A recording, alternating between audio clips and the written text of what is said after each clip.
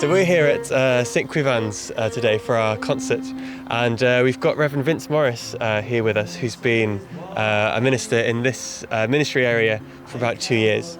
And we thought we'd just ask you a couple of questions about the church, if that's all right. Yeah. First off, how and why is this church here? Well, the how is that there's been a church on this site since about 650 AD. The why, as for the current building, is that the story goes there was a little falling out between the communities around here and Aberfraw, and they decided to build their own church on the site of an earlier church. So this is, the bottom layer is 12th century, and it goes through 14th and 15th century. Wow. Beyond that.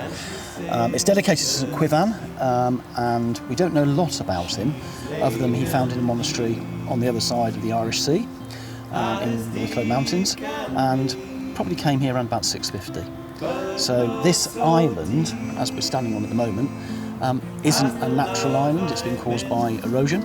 So over the centuries, the sea has retreated to where the current shoreline is, and the island has emerged, so to speak. Oh wow, so originally it was part of the mainland? Originally this was a headland, and you can see the volcanic rock there that indicates the sort of bedrock for it. Getting here would be a lot easier.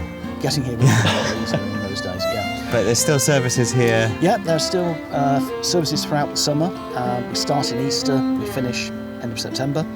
There are weddings here, there are baptisms here. On the odd occasion there's a funeral here, but that causes a little bit more difficulty, but it can be done. And it's one of those uniquely special places where no matter what time of year you come here, there is always someone here getting close to God and being spiritual in this place. So it's a very, very special place. Wow. And what's it like generally being a vicar in this sort of area where you're spread across a few different churches, and a church like this, and then presumably some more that are based in the heart of communities? Yeah, there are 9 churches that make up the ministry area of St Cwyfan's, Bro Cwyfan. Here and all the way through to not too far from where you've been in Cymais and places like that. They range from this building, which is, as I say, 12th and 14th century. There's another one at the top end, which also dates to the 6th century. There are some modern buildings, i.e. Victorian.